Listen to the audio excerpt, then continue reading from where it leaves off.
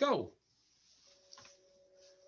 Good afternoon, or evening, or morning, or wherever you might be at this time, or whenever you might be seeing this. I have the great opportunity today and the great pleasure to interview Doug Hocking, who's one of the great writers in our genre today of Western writing, and both fiction and nonfiction these days. I see. So welcome. Well, thank you, Phil. Thank you very much. I appreciate this opportunity to be able to talk to you. So, how are things going? Well, they're going pretty good. You know, I'm down here in Arizona where our electricity doesn't freeze, and well, it does freeze here in Texas, as you know. Yes. So, well, I got a bunch of questions I want to ask you today. Why Arizona? Why are you living in Arizona? Oh gosh, I was 26 years in the United States Army, enlisted an officer. And my last duty station, I got sent out here by the Armor Branch on Mission Impossible. They said, we want you to go out there and turn those military intelligence lieutenants into officers. And we decided that we would stop here so we'd be near a post in retirement. Okay. Well, you obviously like it out there. Now, were you familiar with that area before you actually moved there? Because I don't think there's anybody that I know of, at least, that knows that area better than you do. Well, I grew up in northern New Mexico, in a town called Dulce on the Jicarilla Apache Reservation. And now, before you ask, I'm not Apache. I started life on Long Island, where my dad built Levittown. Now, it sounds like a brag, but he was Levitt's construction superintendent. And my mother was a missionary and kept trying to get dad involved. And then dad got religion at a Billy Graham crusade. And we went out to New Mexico as missionaries to the Jicarilla Apache for the Dutch Reformed Church. Oh, okay. You know, we're the only English family in the church. They referred to us as the English. And I eventually left that church when I discovered that you actually had to be Dutch to get into heaven. So you didn't know that, did you? I didn't know that. Well, That's I guess I'm in trouble then. You know, the theology is almost the same in the Presbyterian church, but you don't have to be Dutch. Oh, okay. Well, there is a glimmer of hope there, because I did grow up in the Presbyterian church, although I don't have anything to do with them now. What made you get into the writing of that area and the writing about that area? Well, I truly love the area. I went to school. Well, I spent 2 years in an Ivy League prep school and then 2 years in a boarding school in New Mexico, where my roommates were 2 Mexicans and a Jicarilla Apache. And living close with people like that, you sort of get to know their minds. And it made it easy for me to write about and to tell their stories, which is what I hope I'm doing both in history and in historical fiction. Well, I was going to ask you what your genre, how would you define your genre at this point? It's not traditional Louis L'Amour Western. I did write one. Okay. you know, Louis L'Amour had the same plot for every Western. It was a beautiful, inaccessible maiden, a strong, lonely guy looking for her, and a lot of bad guys in the way. There you are. He did that through about 200 books. And we loved them all for good reason. That's right. But no, I started out to talk about the cultures and people of New Mexico in historical fiction, because I figured I could have the characters kind of tell what they were experiencing. And then one day, a friend of mine did a personification of Tom Jeffords. And the whole time I was listening to him, my wife was poking me in the ribs going, don't say anything, don't say anything. Because she could see he had a lot of his history just wrong. And so um, I went and looked up what he was using as references and found out it was the movie Broken Arrow, a great movie, and the book Blood Brother, which was touted by the New York critics as great history, when in fact it barely qualifies as historical fiction. It's great fiction, but it's not historical. It, it departs from reality in a lot of places. Mm-hmm. Anyway, having said that, I said, wow, Tom Jeffords, everybody knows Tom Jeffords, and there's never been a biography. I've got to do that. And so I wrote a biography, and it was a Spur finalist. And I haven't mentioned other parts of my background, military intelligence and armored cavalry and undergraduate in business, graduate in social anthropology, historical archaeology, and finally a degree in history. So I fell back on the history degree and started writing history.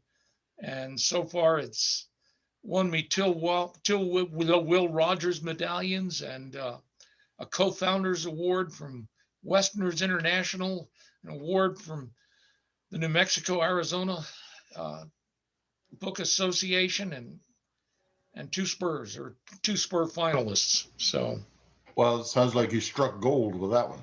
So, well, that's why I kept writing history. It's I can see why.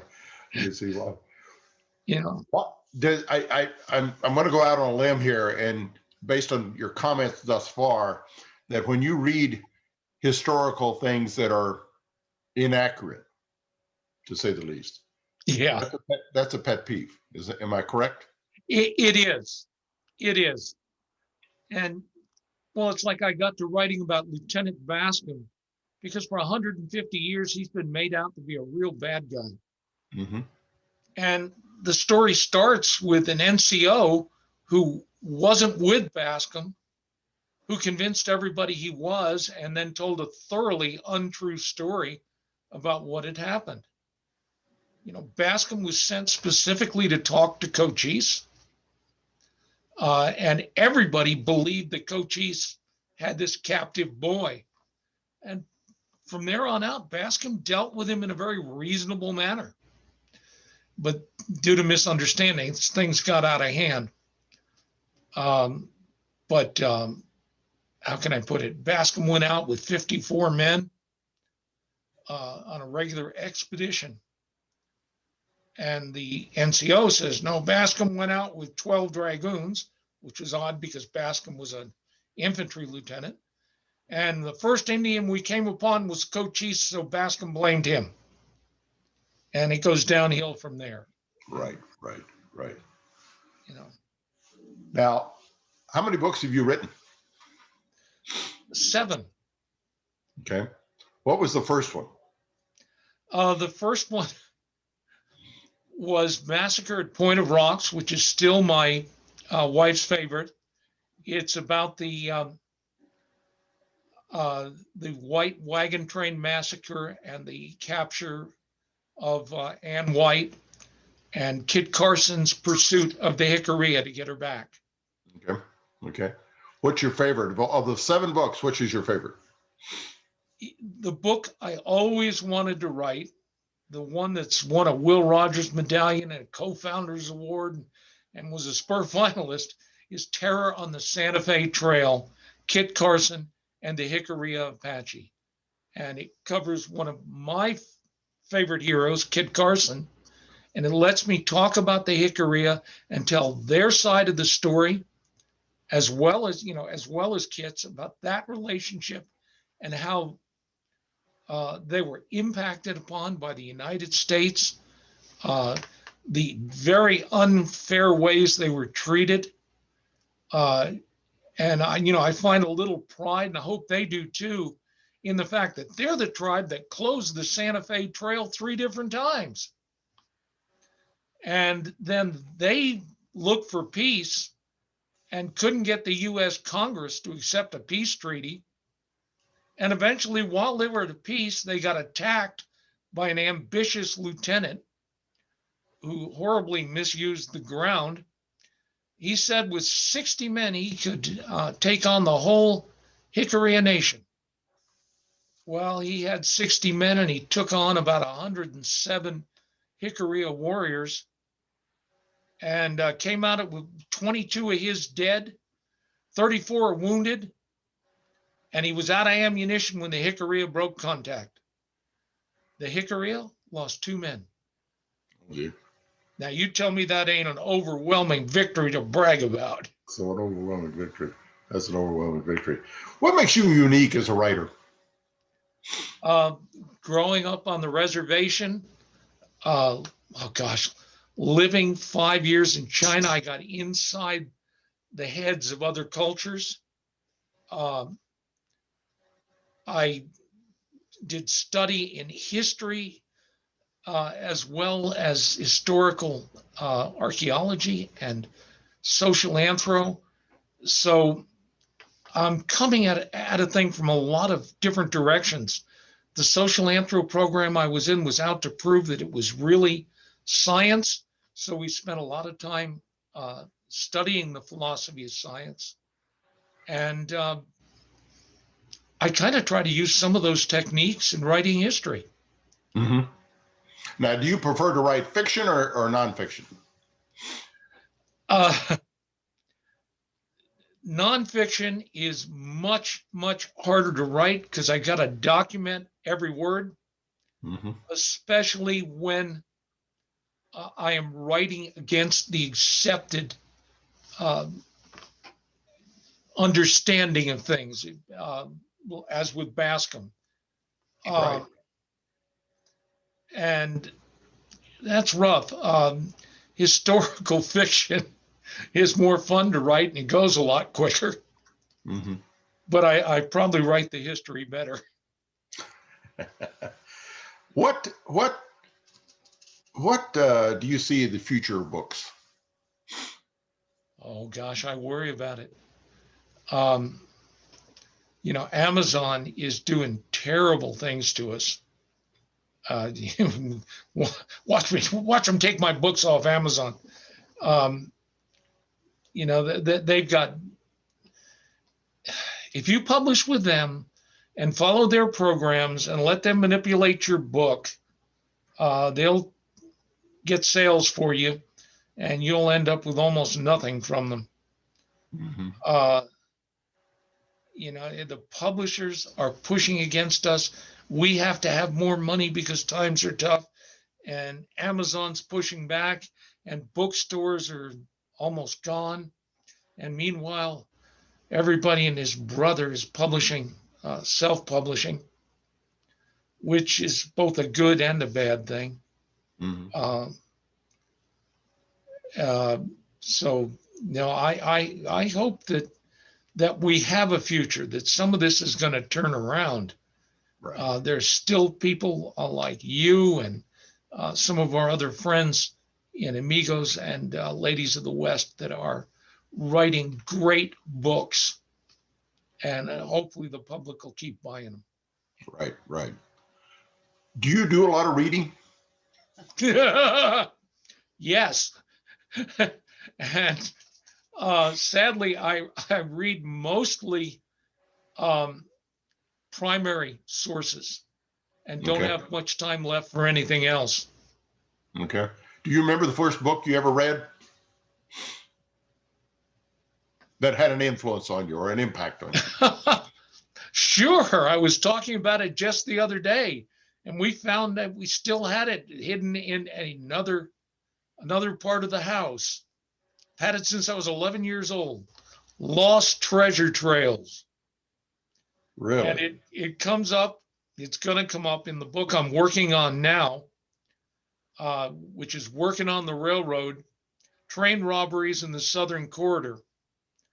And in one of them, the outlaws robbed the train over by Pantano, and their trail is followed to Colossal Cave, which they enter and go inside, and divide up the loot and leave the money bags behind. And the posse follows them to the entrance and figures they have to come out. And the outlaws, meanwhile, have left by the back entrance where they had additional horses waiting.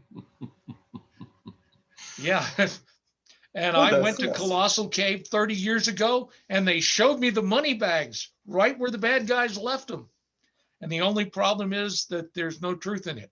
The train got robbed at Pantano. The trail was lost in a summer storm.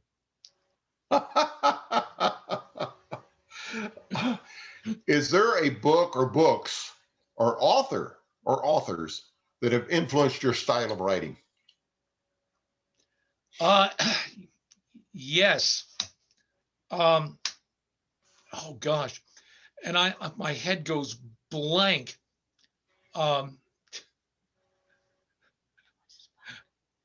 What's that, Deborah? What's it about? Navajo police and Ute police. James Doss. No, that's one. That's one. He wrote about a Ute policeman up in the country where I'm from, up near Dulce. Tony Hillman. And Tony Hillerman's the other. You know what, Tony Hillerman I was going to mention, yeah. Yeah, my head went blank there for a minute. Doss in particular, because he's always outrageously funny. And Deb says some of my writing, it's awful funny. What motivates you? What makes you get up in the morning and say, I'm going to go to work today? You know, I want to tell a story. Have you always been a storyteller? Because I know you give a lot of talks. So yeah. I mean, you do. Actually, I really started storytelling when I was working at the visitor center in Bisbee. And people would come in and ask questions about the town. You know, what time does Bisbee close? Yeah. How much does it cost to visit Bisbee? Oh, we don't charge on the way in, we charge on the way out. Your clock has the wrong time. But it's the most accurate clock in Bisbee. It's going to be right twice today. Oh, you obviously enjoy telling stories. Let me ask you this question, and I'll let you sum up, but what makes a good writer? Oh, gosh, that is an impossible question to answer. That's why I saved it to last, or toward the end here. Love of the language, love of manipulating it, and that absolute need to tell a story. Those are something I think all of us in the group have got, and I hope just about everybody in Western writers has got. Mm-hmm. Mm-hmm. Is there anything you would like to add that we've missed here that you'd like to share about your background or just the whole process of writing? You mentioned you touched on upcoming projects, the train thing and the like. But yep. I do hope that people will visit DougHocking.com. Yes. How can they find your books? All 7 of them. Yeah, DougHocking.com/shop. You can also find them on Amazon. If you get them at my website, they come signed. And you'll also see the books from the other amigos and ladies of the West. Visit my YouTube site where you'll find this and the other interviews with the amigos and ladies of the West. And some explanation of one of my favorite books, The Mystery of Chaco Canyon, which unfortunately too many people didn't understand. I'm filling in the background that I thought everybody knew in little short videos. But and see amigos and ladies of the West on Facebook. Okay. Anything else? Oh Not that I can think of right now. Well, I appreciate you taking time this afternoon to visit with me and to share some of your philosophy and interests and some of the background. You've got a fascinating background, and the way that you funneled it into some of the great writing you do and the great storytelling you do and all the presentations you make is wonderful. And I, for one, am grateful that I've been able to hear and experience some of it. So if a person has a chance to get out and listen to you or read one of your books, I would highly recommend it. They need to do that. So thank you for taking time today to talk to me. Well, thank you for talking with me, Phil. And I'll go ahead and cut us off now.